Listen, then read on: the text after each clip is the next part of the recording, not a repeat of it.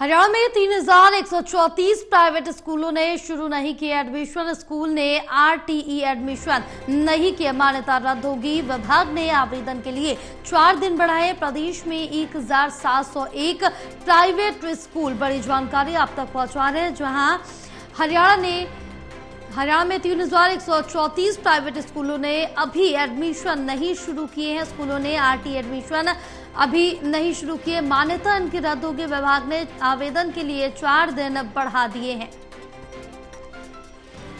हमारे साथ associate editor Devendra Kathuria जुड़े हुए हैं और ज्यादा जानकारी लेंगे। देवेंद्र, क्या कुछ अपडेट मिल पा रही है? जहां प्राइवेट स्कूल ने अभी भी एडमिशन शुरू नहीं किए, इसमें 3,134 स्कूल शामिल हैं।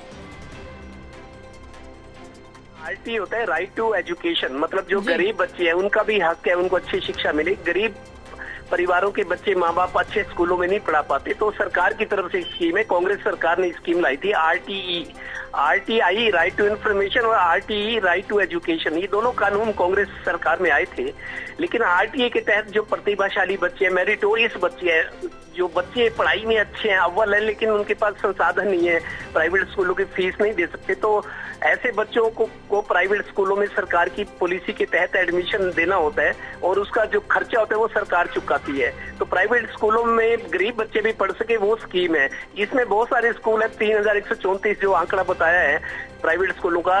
ये कई स्कूल ऐसे ना नुक्कर कर रहे हैं। उनको ये है कि सरकार पैसा तो चुकाई, लेकिन उनकी दिक्कत ये है 2-2, 3-3 साल पैसा नहीं चुकाती सरकार।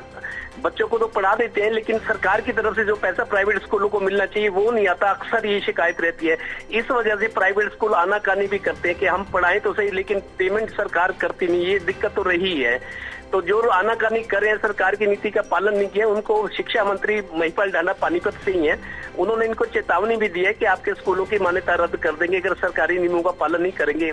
दूसरी तरफ उनकी ग्रीवेंस ये है कि हर साल जो हमारा पैसा सरकार की तरफ बनता है, जो प्राइवेट स्कूलों को मिलना चाहिए इस गरीब बच्चों को पढ़ाने के लिए, वो कभी टाइम पे पैसा नहीं मिलता। सरकार की तरफ से भी ये ढील रहती है, इसी वजह से थोड़ा खींचतान चलती है। अब फिर 4 दिन का टाइम और बढ़ाया गया है और चेतावनी भी दी गई कि गरीब बच्चों को जो स्कूल आनाकानी करे, उनको एडमिशन नहीं दे रहे, उनके खिलाफ कार्रवाई की जाएगी, मान्यता रद्द की जाएगी स्कूल की। हालांकि ये चेतावनी ही होती है, क्योंकि स्कूल वालों पर ही हमारे विधायक मंत्री रिलाई करते हैं, चाहे रैलियां हो, बसें ले जाना। इन्हीं स्कूलों में जो गरीब बच्चे होते हैं उनकी फीस माफी, उनको एडमिशन करवाना अच्छे स्कूल में, तो विधायकों मंत्रियों को स्कूल संचालकों से भी काम पड़ता ही है, क्योंकि इससे उनके वोट बैंक पक्का रहता है। तो दोनों को एक दूसरे की जरूरत रहती है, लिहाजा सरकारी पॉलिसी है उसका पालन करवाने के लिए सरकार सख्ती दिखा रही है कि गरीब बच्चे भटक रहे हैं, उनको प्राइवेट स्कूल दाखिला नहीं दे रही। सरकार अब उनको मजबूर करिए कि कार्रवाई होगी आपके खिलाफ, आपकी मान्यता रद्द कर देंगे। ऐसा होता है, थोड़ी सख्ती दिखानी होती है। कुल मिला के कुछ स्कूल एडमिशन दे रहे हैं बच्चों को, कुछ नहीं दे रहे ना नुक्कर। जैसे किसी स्कूल में अगर 125 बच्चे उनके हिस्से में आते हैं कि आपको 125 गरीब बच्चों को शिक्षा देनी है अच्छे स्कूलों में, स्कूल संचालक देते तो हैं, लेकिन उन्हें 50 को 40 को एडमिशन देते हैं, बस सबको नहीं देते।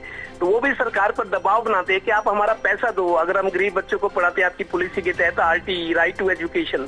तो सरकार की तरफ से पैसे की उनको कई बार ये स्कूल संचालक भी अल्टीमेटम देते हैं सरकार को कि हमारा 300 करोड़ बकाया है प्राइवेट स्कूलों का, आप पैसा चुकाओ हमारा।